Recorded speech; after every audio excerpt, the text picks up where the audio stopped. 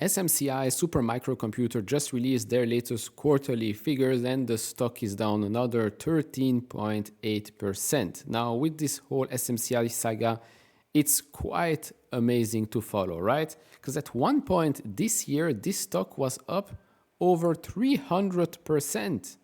Over 300% year to date, back here early March. Now, it's actually down close to 5% with the after hour action. How crazy is that? You're up at one point 300%. Not only that, you're also getting included in the S&P 500 and then you slide down over 70% in value. Insane. Which begs the question, right? Ernst & Young. Didn't you see something shady earlier on? SMCI's customers, client. Didn't you notice anything curious about what's going on at the company? Then the index, the S&P. What did you guys do, right? How can you include such a company? Not so long. It's not like they included Supermicro 10 years ago and now something is happening. No, they were included back in March. And I mean, if you look at the last 6 months, the stock is down now close to 70%. So yeah, I mean, sometimes we say, oh, retail got screwed over. How could they have known? But I mean, if here Wall Street didn't even know, then of course retail should not have known either. Anyways, it's a very, very interesting case study to see what happens further down the line. They did say a little bit and did talk a little bit about what's going on right now with the company. So we're going to talk about that. The numbers as well, a miss for the quarter, a miss for guidance. And so the stock is down 13%, has a market cap of $16.22 billion and a forward P of 8.3 times. Of course, extremely cheap. But then again, well, guidance is lower than expected. So yeah, it's definitely starting to hit the company. So let's talk about that. If you enjoy this type of videos, leave it a thumbs up, subscribe. If not, we really appreciate that. If you want to support me even further, do check out the link down in the description and in the pinned comment with the top 10 best stocks to buy now, or go to fool.com/couchinvestor. Thank you very much. For the sake of this video, let's check on the average analyst price target. Even after the huge drop that we've got in the last week, the average analyst price target still sits 116.3% higher than the price we're at today. I mean, that's quite something. Looking at some pricing metrics, price to earnings, EV to EBITDA, price to sales, price to free cash flow, price earnings to growth. I mean, price earnings to growth here sits at 0.22. Yeah, I mean, if you look at these pricing metrics and you don't know the full story about Supermicro, then you would think, well, this is the bargain of the century, right? This is a steal. This is a must buy. I'm putting everything in this stock. But yeah, that's the problem with these things, is that it doesn't tell you the full story, right? We've been saying this for a while. Just looking at forward PE doesn't tell you much. Just looking at price earnings to growth doesn't tell you much either. It gives you a little bit of information, but not all of it. So zooming out a little bit, of course, SMCI's business has done quite well, right? In the last couple of quarters, huge growth. But the expected growth for this quarter was basically that revenue would come in at $6.44 billion, growing 203% year over year. Then the quarter after that, growth year over year would be 86.5%, then 80.5%, then 41.7%, and then here in, well, basically a year from now, fiscal 2025, same quarter, would be up another 16.5% year over year, and free cash flow would turn positive and actually be at $1.3 billion. Well, as I said at the start of this video, this did not happen.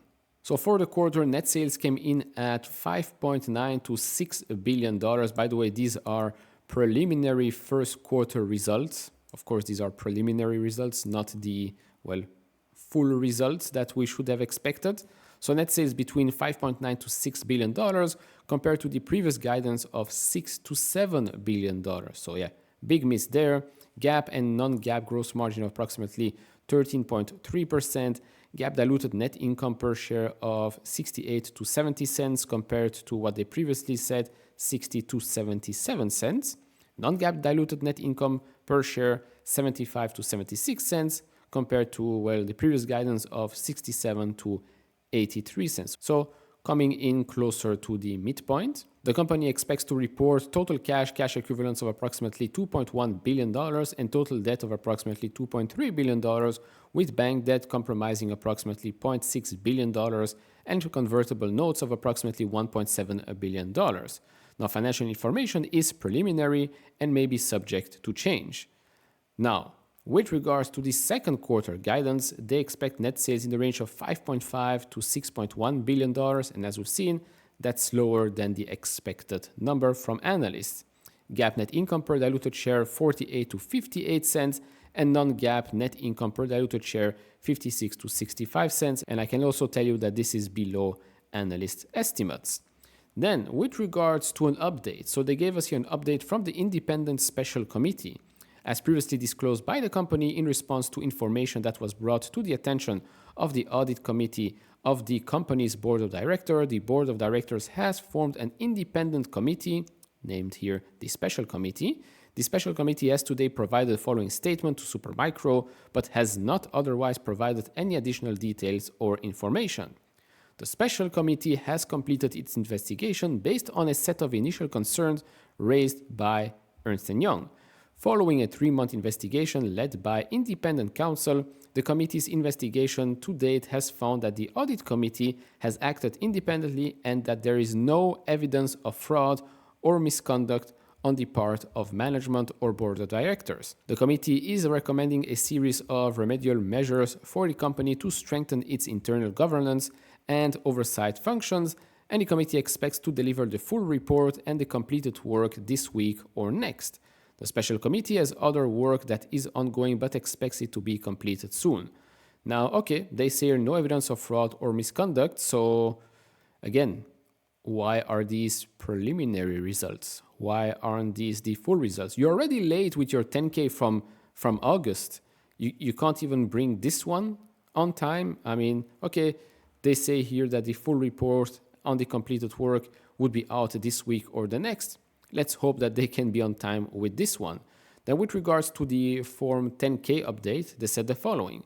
The company continues to work diligently on matters related to the Form 10K for the fiscal year ending June 30, 2024, but remains unable at this time to predict when the Form 10K will be filed.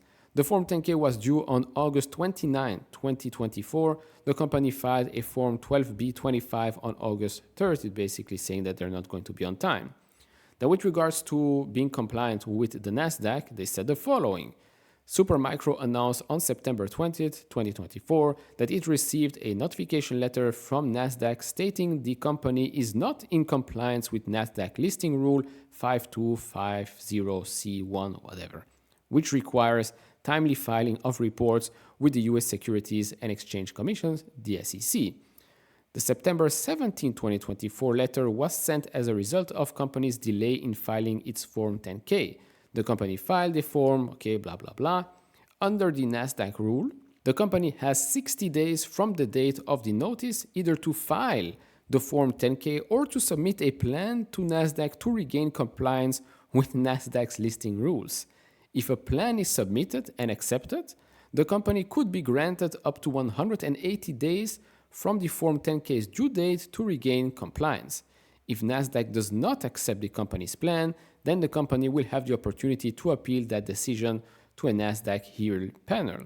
The company intends to take all necessary steps to achieve compliance with the NASDAQ continued listing requirements as soon as possible.